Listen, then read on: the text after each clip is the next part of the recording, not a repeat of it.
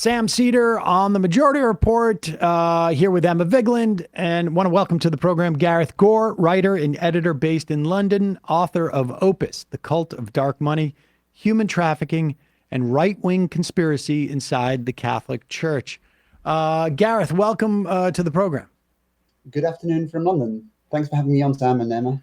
So you're a financial writer. So walk us through how you sort of came on this topic. I mean, it's pretty timely because I don't know how clear it is that J.D. Vance is officially a member of Opus Dei. That's part of this, but there's a lot of indication that he's extremely sympathetic, if not a member. But start with how you came across this story. So I've been working on this book for 5 years now. And I mean, as you say, I'm a financial journalist by background. I've been covering finance for the past 20 years. And I came to this story completely by accident. So basically a bank in Spain collapsed and I was sent to report on it. And I just started digging because so many bits of the story just didn't make any sense. And the more I dug, the more interesting this whole story got. And I initially found all kinds of financial ties to Opus Dei. And then things got even stranger. I found that not only were the financial ties to Opus Dei, but there were also all of these financial connections to these hospitality schools around the world where teenage girls had basically been recruited into a life of servitude and enslavement. So yeah, I mean, that's how it started. And I've just been kind of beavering away, trying to get to the bottom of this story for the past few years. And the book finally came out a few weeks ago. All right. Well, let's back up for a minute. Give us how many members of Opus Dei? Well, first, let's start with what is Opus Dei? I don't think, I remember talking about Opus Dei, I want to say 15 years ago in the context of like Scalia and Robert Novak. But who is Opus Dei and how many people are there? So I think most of your listeners, and certainly myself, I mean, people would kind of know Opus Dei through the Da Vinci Code, which of course was a highly fictionalized version of reality. But Opus Dei is a Catholic organization. It's an officially recognized part of the Catholic Church. It's been around for almost 100 years. It was started up by this Spanish priest called José María Escrivá, who went around telling everyone that he'd basically received a vision from God for a new organization designed for, I guess, for serious Catholics who wanted to take their faith a step further, but who didn't, want to go all the way of becoming priests or nuns. They wanted to be more serious Catholics. And he built this organization initially around this very kind of benign philosophy of basically you as an ordinary Catholic, you can serve God better by striving for perfection in everything you do, which, nobody can really argue with. But then, the backdrop to this was the Spain in the 1930s, a time of, the country was on the brink of civil war. The workers were rising up. They'd overthrown the monarchy. They were demanding new rights for themselves, turning their backs on the church. And Escrivá saw all of this and was horrified. And so this quite benign philosophy that he'd started out with, he began to evolve it. And Opus Dei started to become much more reactionary, much more militant, and much more political. And that's the Opus Dei that's still alive and well today. So it still presents this kind of benign facade to the world of we just want to help Catholics. But behind this facade, there's a very political kind of underbelly that's hidden from the public and from many members as well. And is there a theocratic difference? Like, is this like, I'm not well versed in Catholicism to the extent that, is this would you call it a sect of Catholicism, or would you say that it's simply some type of brotherhood within the context of Catholicism? Like, there's no theological difference, is there? No. So this group absolutely kind of ascribes to the teachings of the Catholic Church, but Opus Dei diverges from certainly the current Pope on a number of issues, not least things like gay marriage and support for LGBTQ issues. But I would argue that the Catholic element to Opus Dei is a front, and it's something that the organization, which I would argue the organization is more political than it is religious, but it uses Catholicism and religiosity in general as a means to kind of, I guess, convince people to drop their guard, to welcome the organization into their homes, to teach their kids at school. So yeah, I think Catholicism is just a front, and it abuses the legitimacy that it has from the Vatican in order to win recruits and in order to gain influence. The recruits, and I mean, it's fascinating. I didn't realize how few members there are of Opus Dei. I mean, it really, and that is sort of built into it, like in terms of who they seek to recruit and what statuses and how they refer to the statuses within the organization, or I guess externally. How many people are in Opus Dei? So globally, there are about 100,000 people in Opus Dei. In the United States, it's not a particularly big country for Opus Dei. They have about 3,000 members.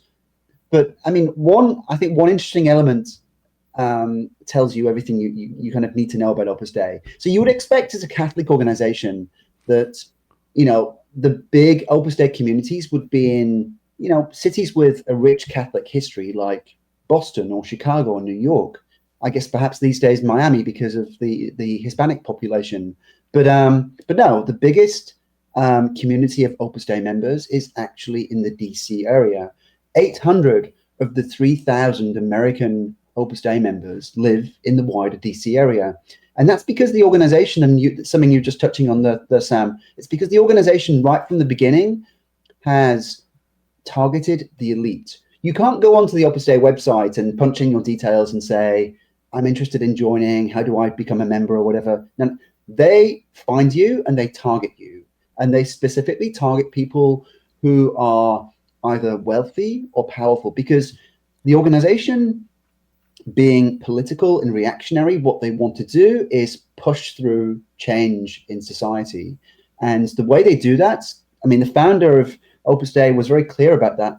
The way that you change society is by recruiting people from the top of society, the people, people in politics or the judiciary, people in journalism or business who are in positions to push through the types of change that you want to have. Well, you mentioned the judiciary, and Leonard Leo, I think, is a really important name in this regard. We've been hearing just like this weird conservative talking point that I think a majority of Americans have no idea what they're referring to lately, about how the FBI is discriminating against Catholics. And I think that, to me, at least here in the United States, it feels very pushed by these wealthy donors like Leonard Leo, who are trying to tamp down any kind of investigation into these reactionary Catholic groups. Can you talk about his role, and then also how that plays into former Supreme Court Justice Antonin Scalia, Amy Coney Barrett right now, where his tentacles kind of are? No, absolutely. It's a tried and tested tactic. And, Opus Dei have used this tactic for many years. And this is a favorite tactic of Leonard Leo, to basically use religion as a shield, as something to hide behind, when what's really going on here is a political agenda, a political program that they're pushing through, a radical political program and so they use the Catholicism as something to hide behind. And certainly in the last few weeks since the book's come out, I've been labeled by Opus Dei itself and by many kind of trolls on Twitter as an anti-Catholic bigot. But it's kind of it's lazy, because it fails to grapple with the very serious allegations that I'm making in the book. Now, just to come back to Leonard Leo, I mean, he's a critical figure in all of this. So officially, he isn't a member of Opus Dei, but certainly the circles are very much intertwined. So he is a director on the board at this institution that's called the Catholic Information Center, which is the main Opus Dei hub in central DC. This place on 15th Street, on K Street, near 15th Street, and this place over the years, it's run by Opus Dei. There's a bunch of Opus Dei priests there who celebrate Mass, take confession, but who also give spiritual guidance to these big figures like Leonard Leo. So Leonard Leo's on the board. We've had other big conservative hitters like Bill Barr, Pat Cipollone, who have also been on the board there at the Opus Dei Center in Central Washington. And also, I mean, we do know as well that, to bring things very much up to current events and the election, Kevin Roberts, who's the president of the Heritage Foundation and the architect of Project 2025, he's a regular at the CIC. He gets his spiritual direction from the Opus Dei priests there. And so, over the past 20 years or so, this center, it's basically just a small chapel and bookshop. But it's so much more than that. It's become a real hub for a group of radical conservative Catholics and the people around them. It's almost become a kind of rallying point and a place where they go to, I guess, get spiritual justification for the radical agenda that they want to push through. Well, let's go back in the history of the CIC and talk about John McCloskey. And then, and once we cover that, then we'll go into sort of the trafficking side of this, which is also sort of incredibly disturbing. But the names, I mean, you mentioned Bill Barr, you mentioned Cipollone, Novak, Robert Bork, Larry Kudlow, he was Opus Dei. Newt Gingrich, is he Opus Dei as well? I mean, Laura Ingraham was converted. It's unclear as if she was Opus Dei, but Pat Cipollone converted her. Ginny Thomas, Scalia. I mean, Alfred Regenery, who is the publisher, where all of like the woman who recorded, I can't remember her name now, Lucianne Goldberg, was it, that or what worked at Regenery, and she got the one to record Monica Lewinsky when Bill Clinton was taken down. You've mentioned Leonard Leo. I mean, we could keep going on, and maybe we will a little bit, but let's go back. Tell us about McCloskey, because it's stunning.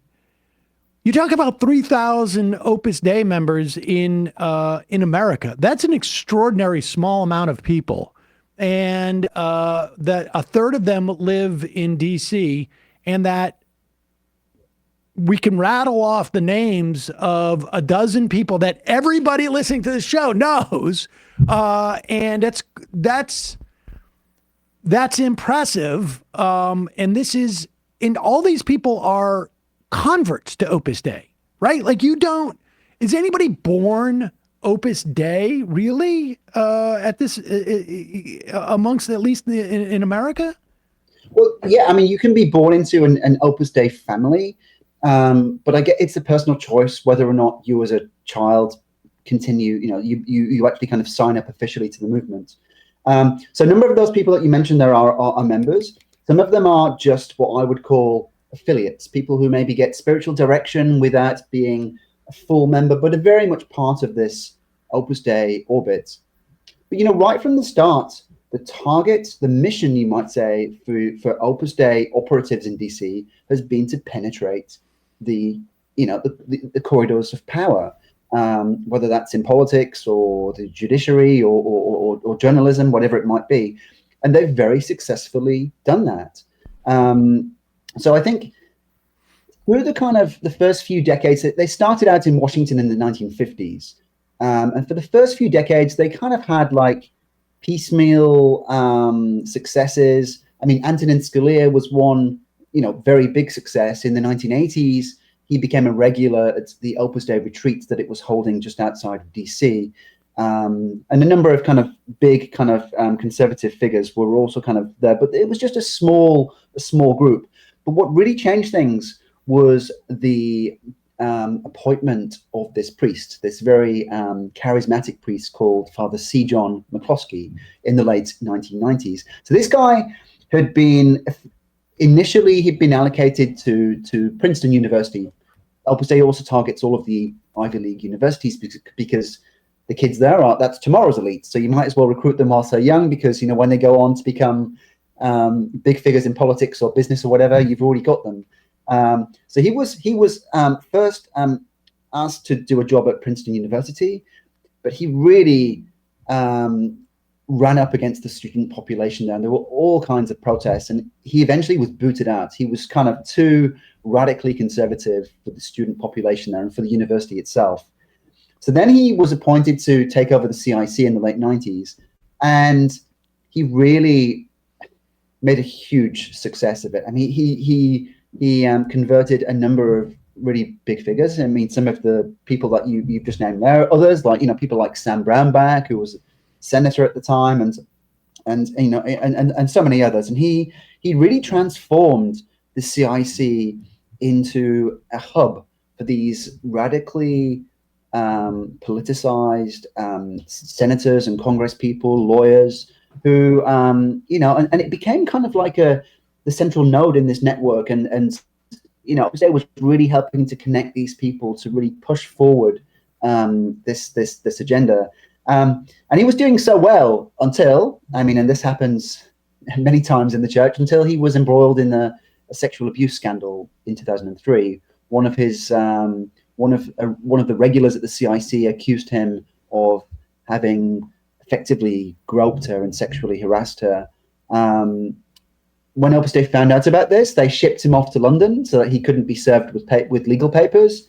Meanwhile, they settled the allegations with this woman for $1 million. They paid her off $1 million. They brought him back and posted him to Silicon Valley. But he was a real critical figure in terms of, I guess, elevating Opus Dei to this kind of next level in Opus Dei. And what we see today, I think, is very much thanks to the foundations that were built by Father C. John. I am sure that was a one-off, and he never again groped anyone or had done that before, because that's usually the way it works. It's just a one-time situation. One of the things that I remember that I find also fascinating, aside from like all of the hyper conservative trad con that we would now call it, I guess, of values, that you can hear J.D. Vance and Peter Thiel, who is not Catholic, espouse. Though, I mean, this is their milieu.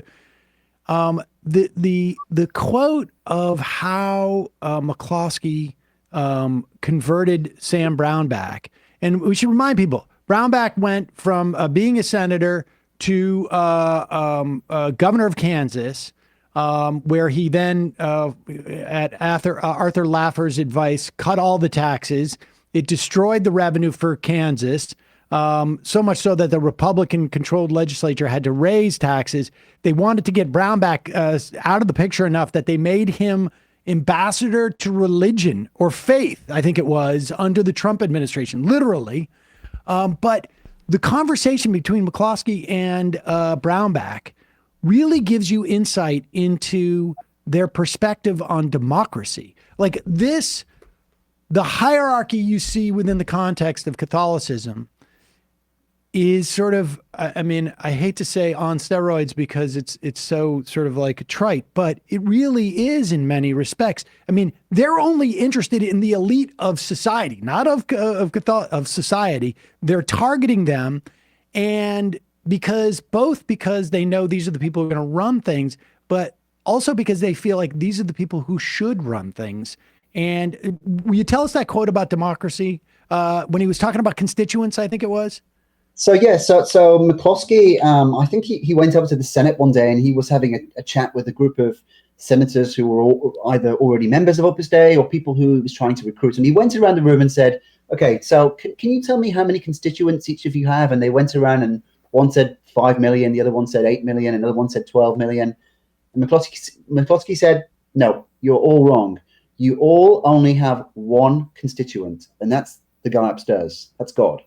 And so it's this kind of imbuing in them this attitude that they're not there to serve the people. The democratic mandate that they have is just a vehicle to which they use to push through this kind of this divine agenda, or this agenda that they're being told is coming from God. Tell us about so this is their sort of like, to the extent that we can sort of really see it, their aspirational sort of agenda in the context of politics, at least in the context of American politics. The history of like these hospitality schools, like what is going on here? Will you walk us through that? It's sort of nuts. So, I mean, we were saying earlier that Opus Dei targets the elite, and that's very much true. And the vast majority of its members are these, people in positions of power. But the organization in the 1940s, the founder of the organization, I should say, decided that they wanted to, I guess, create a more home environment in these residences where the celibate members of Opus Dei live, and in the university residences where they're trying to recruit tomorrow's elite. And so they were already spending all of this money on all of these domestic workers, these cooks, cleaners, and the rest of it. And the founder decided it would be a great idea to recruit these domestic workers, and they were all women, into the movement. So he created this new subclass. So in addition to all of the elite, all of the elite members, he decided that he would create this new subclass of membership specifically for the female domestic workers. And what did they call it? Did they have a name? They initially called it they were called numeri servants. But I guess in the 60s, they kind of realized that the PR on that wasn't maybe great. So they renamed it they're now called the numeri assistants. And over the years, as women around the world have, wanted better opportunities for themselves and have seen that they can do, the opportunities have opened up, and women, quite rightly want to do whatever job they want. It's become harder and harder to recruit this subclass of membership. So what Opus Dei has done is begin to set up these, what they call hospitality schools, in poor regions of the world, in places like Argentina, Nigeria, the Philippines. And what happens there, and we've seen this recently in Argentina, there was federal prosecutors have filed official accusations against Opus Dei. What they did was they would go out to extremely impoverished villages. They would go door to door knocking on the houses. They would be accompanied sometimes by an Opus Dei priest. And they would say, your daughters, there are no opportunities for them here in the little village. The schools are terrible. Why don't you send your daughters back with us? And we're talking here about girls who were 12, 13 years old. Why don't you send them back with us to the big city, and we will train them in the ways of hospitality. They can work towards a qualification. They can, it will be a path to a better life. And these girls, once they're taken away from their families, away from their friends, they're living on their own hundreds of miles away from home. It's then when the kind of, they're bombarded, they're pressured and coerced into joining Opus Dei as these numeri servants and numeri assistants. And they're expected to work 14-hour days. Many of them work for no pay whatsoever. They aren't allowed to go out onto the street on their own, unaccompanied. And if Opus Dei decides that they're needed in another part of the world, the girls are trafficked to other parts of the world. And just a few weeks ago, in Argentina, federal prosecutors brought these formal accusations accusing Opus Dei, and specifically the four senior priests in the country, of having trafficked these teenage girls over the course of decades. Now, I know from my reporting that what was happening in Argentina wasn't a one-off. These schools are all around the world, across the Americas, in Africa, Asia, Europe, and I'm pretty sure that this is just the tip of the iceberg. I think this could be the next big scandal to hit the church. And I guess it's not a church-wide problem. This is a very specific Opus Dei problem. But I think this is going to be a huge scandal over the next few years as more of these women come forward, and as more prosecutors and authorities around the world begin to look into this issue and press charges against Opus Dei. All right, lastly, like within the context of our government now, I mean, obviously Leonard Leo controls a $1.5 billion fund, I think it is now, where he just simply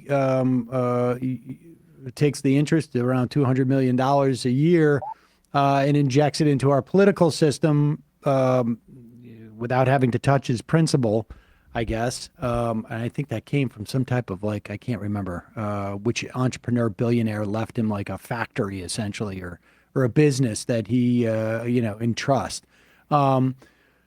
Leonard Leo, obviously the most influential, I think, adjacent, Opus Dei adjacent. But talk to us a little bit about J.D. Vance, to the extent that you, he's not necessarily a central focus of your reporting, but he's converted Catholic in the past 4 or 5 years, to my knowledge, and seems to have like all of the sort of the boxes checked in terms of Opus Dei. How do you have any sense of how Opus Dei adjacent he is? So he converted in 2019. And I think, the world of Leonard Leo and Kevin Roberts has become so dominant in Republican politics over the past few years, partly because of all of this money that's sloshing around and the way that Leo uses the money to fund, various initiatives using kind of, these dark money networks and nonprofits.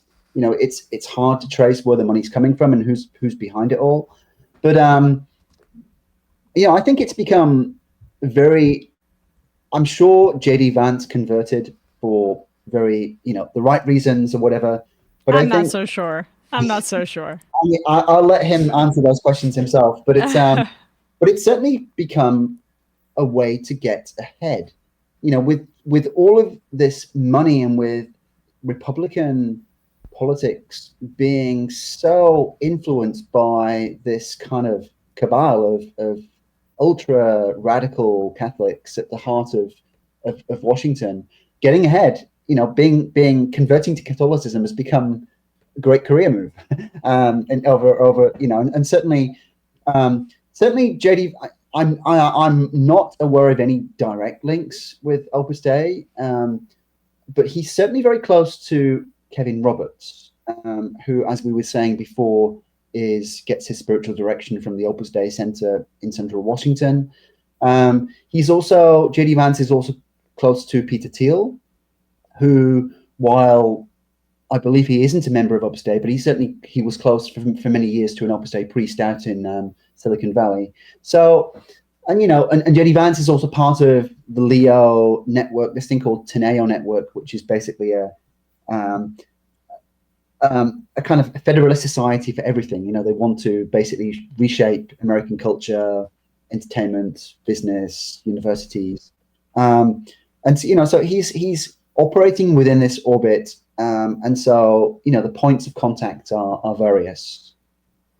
What? Oh, just a quick question. What about Josh Hawley? That's did Josh Hawley come across in any of your research? Because he's obviously close with Leonard Leo. There was a scandal in like the sports world where the kicker for the Kansas City Chiefs, Harrison Butker, gave this incredibly misogynistic speech at this small Catholic university that Leo has donated to. There seemed to be some connections between the Senator Hawley and this and Leonard Leo, at least.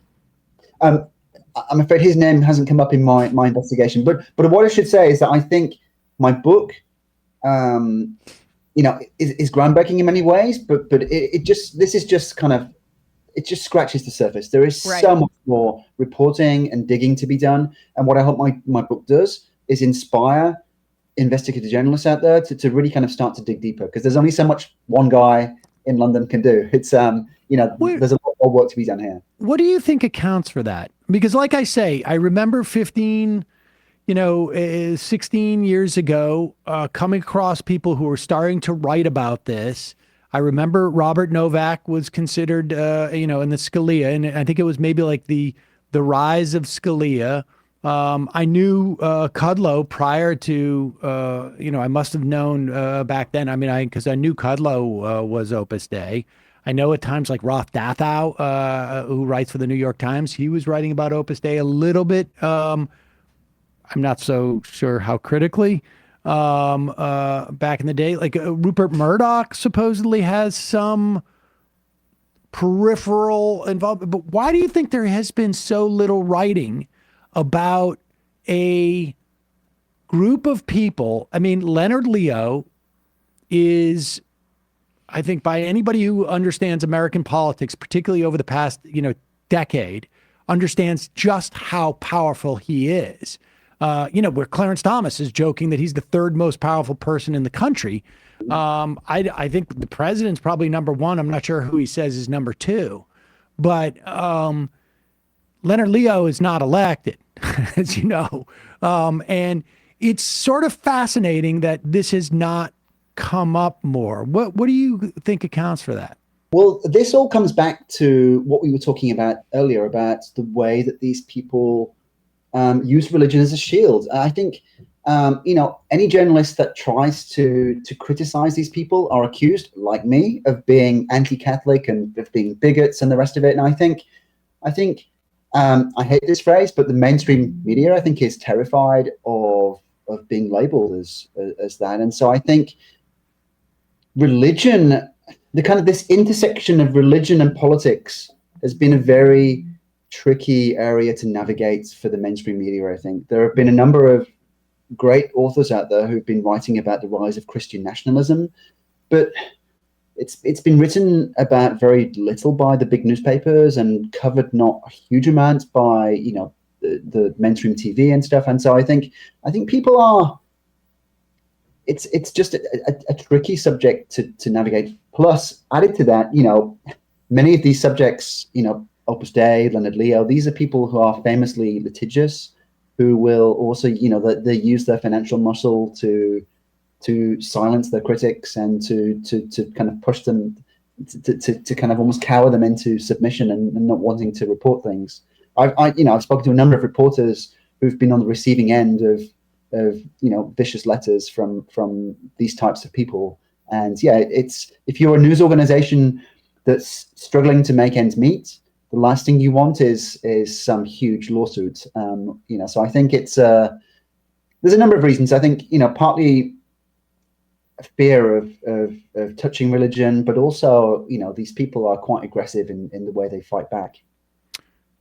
Gareth Gore, writer, editor based in London. The book is Opus, The Cult of Dark Money, Human Trafficking, and Right-Wing Conspiracy Inside the Catholic Church. We'll put a link to that at majority.fm. Thanks so much for your time today. Fascinating, but also, to be honest with you, a little disturbing stuff. Thank you both for having me. Have a great day. Hey, folks, don't forget to hit the subscribe button and check out our daily show. We do it every day at 12 p.m. Eastern for about 2.5 hours. We even take phone calls. You should check that out.